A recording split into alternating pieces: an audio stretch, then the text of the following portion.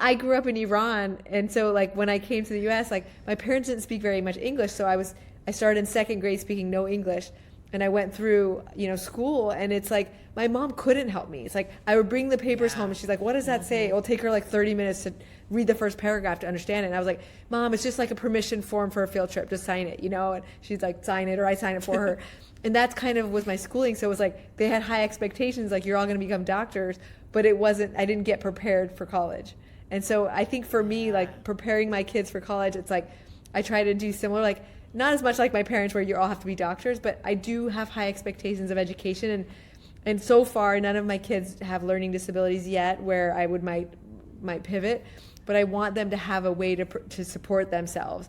And so I'm like, okay, well, don't, major in sociology like I did. Like, what's your plan? Like, how are you, what's the job that's at the end of this? And I try to kind of get them to think through that rather than kind of letting them go. I think, the immigrant mentality, which is what I have, because I'm a first generation immigrant, it's like very much like, well, you need to support yourself.